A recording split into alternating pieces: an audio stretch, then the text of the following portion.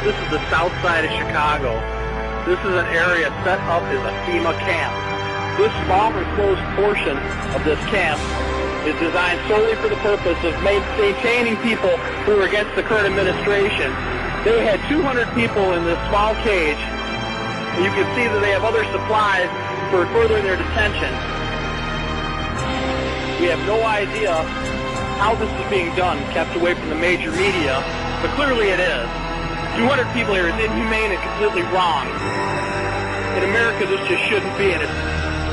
Or facilities that have other uses but which could be quickly used to detain large numbers of people, such as this Amtrak facility in Beech Grove, Indiana. It also has these electronically operated turnstiles.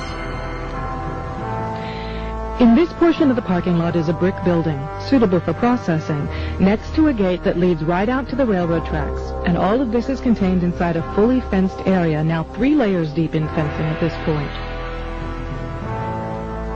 This U.S. Air Force train indicates federal and military involvement. This facility was supposed to have closed in June of 1993. Yet instead, several $1 million in federal funds have been spent on supposed renovations over the past 2 years. This small building is the only way into a particular fenced area. Inside this building, we see more of the motion-activated detectors, electronic turnstiles, and prison bars. Outside this building is fencing and a cattle run section of fence, all topped by barbed wire, pointing inward, not to keep people out, but to keep people in. This was common throughout the facility, particularly the new fencing that had been erected.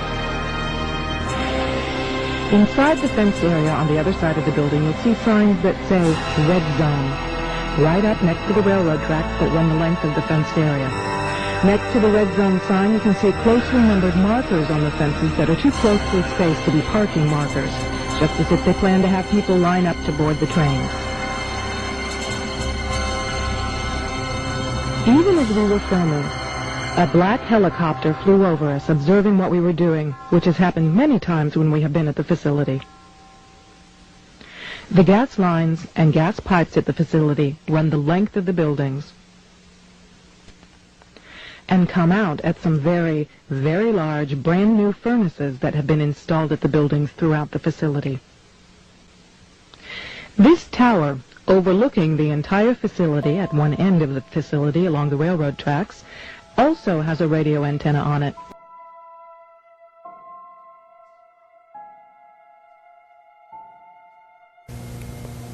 Not too long ago, I talked with Dale Bohannon, whom I've known since, I guess, the mid-1980s. And he told me something very interesting that he found back in the fall of 2000 while he was on a business trip. Listen to this, folks.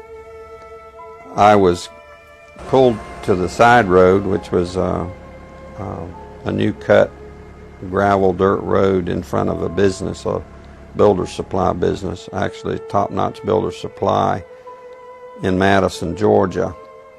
To my right, this was previously was a soybean field, and this little new cut road divided this field, and the right side of the road was filled with which I thought was portable toilets. I never looked at them that close. Same in color, maybe black, but which was an odd color. And I was sitting there going over my notes, and a van pulled alongside of me that turned out to be the property owner. And he greeted me, and he was by himself, and so we had a good little dialogue there, and I asked him about the field of black boxes. What were they? Because I'd never seen anything like that, and his statement was that if he told me, I would be one of few people in Madison, Georgia that knew about them. And he says they're disposable coffins, I believe he told me. And he says there's 100, at that time he said there was 125,000 there. And they were stacked He told me 15 high. I asked him who owned them, and he stated that the CDC owned them and that they were leasing his land for storage. And he said his brother worked with the CDC in Atlanta and had been asked by the CDC to do a 3-year extension to place temporary morgues all across the nation.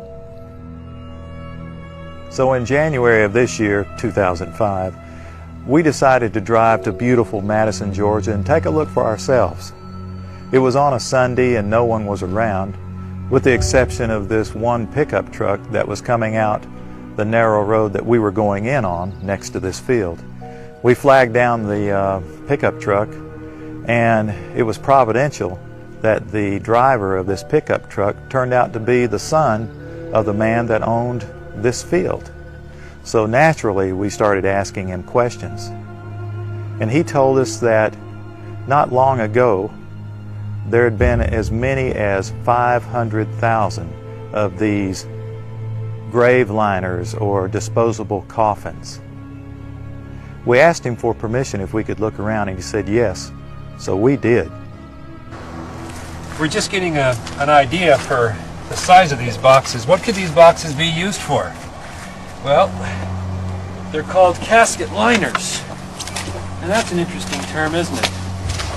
It's a casket liner. When I first heard the term casket liner, I thought perhaps a lining for a casket. But this is too big to be on the inside of a casket. So certainly this could be used as a casket. This is an inexpensive casket. And you can see the size here. There's lots of room. I think my friends here, we could all probably get inside, and it might be a little cozy, but we'd fit just fine. Which tells me that these liners can be used for more than just one. And one more time, what kind of liners are these? Casket liners. These are casket liners. That's what the man said. That's what the man told us. And we're told that there are about, well, there were about 500,000 out here. Later, as I went back to my home office, I spoke of it there, and of course people usually don't want to hear too much about this kind of thing. So it's never been mentioned, publicly, except just here and there, because most, like I said, the reaction I got, people didn't want to know about it, the few people that I spoke to, and so I just dropped it. And until I went to a luncheon, a fundraiser for Representative Saxby Chambliss. Now, he was running for his second term for the U.S. House of Representatives, and it was a crowd, probably 100, maybe 150. It was congressmen, senators, state senators, and mayors. There was one table we probably had 2 3-star generals and a couple of 1-star with their spouses, so it was a real high-powered meeting.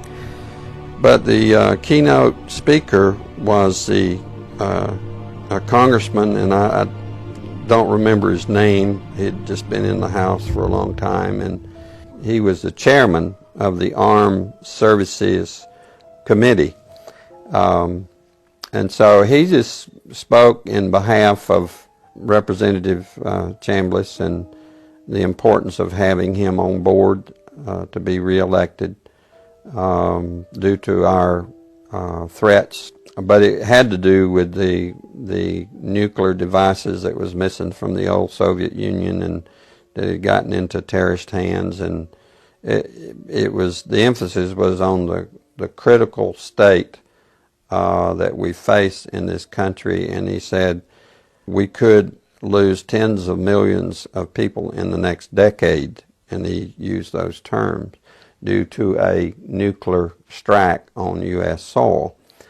And I was sitting there, and it became very clear to me that that could very well explain why just weeks, I mean, could be 2 to 3 weeks prior to that meeting, that I had stumbled upon these, at that time, 125,000 disposable liners or caskets or coffins or whatever that could be termed as in that soybean field in Madison, Georgia.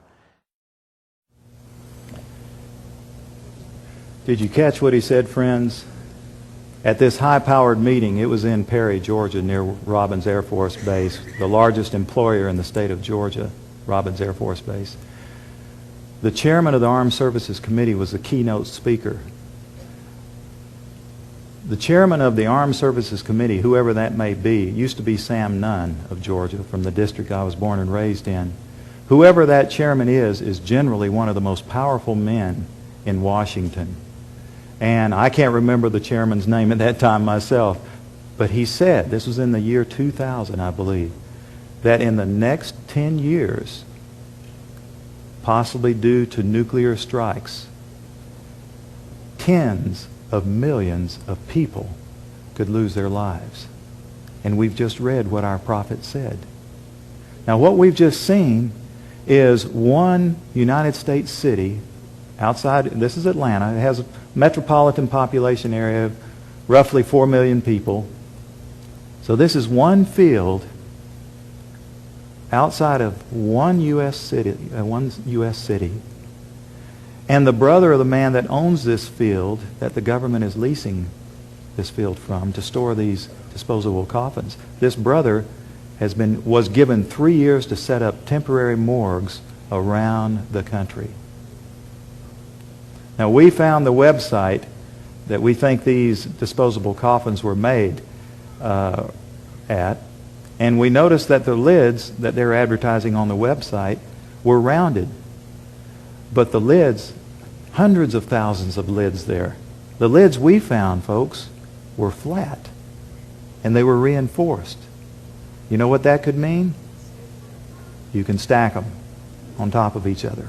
That's a lot neater to stack them in disposable coffins than what we saw after the tsunami, when we would see bulldozers digging holes and taking bodies and pushing bodies into holes. America can stomach this much better.